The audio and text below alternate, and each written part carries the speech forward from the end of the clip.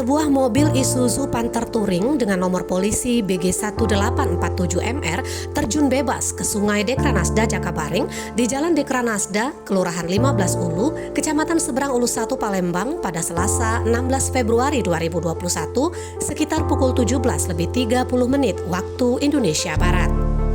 Mobil tersebut berisikan pasangan suami istri Atik Fitriani dan Ibradir Oscar, masing-masing adalah warga perumahan OPI, Lorong Anggrek 1, Blok L nomor 30, Kelurahan 15 Ulu, Kecamatan Jakabaring, Palembang. Dalam peristiwa tersebut, Atik meninggal dalam mobil yang tenggelam lantaran tidak bisa menyelamatkan diri saat mobil terjun bebas. Sedangkan Ibradir berhasil diselamatkan warga sekitar dan hanya mengalami luka ringan.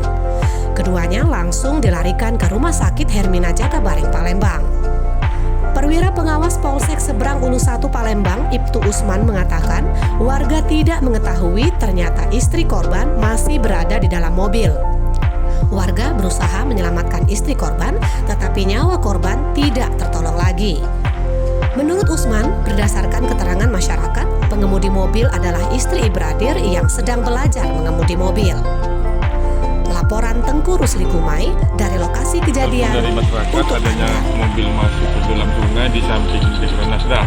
Setelah kami tiba, rupanya suaminya sudah diselamatkan oleh masyarakat, sudah naik ke atas, dan istrinya masih di dalam mobil di dalam sungai.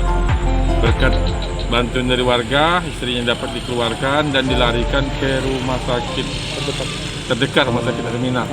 Namun informasi dari warga, istrinya ini sudah 1 jam di dalam sungai karena sungai cukup dalam, jadi agak kesulitan untuk mengeluarkannya. Untuk dugaan sementara penyebabnya apa kira-kira ini, Pak?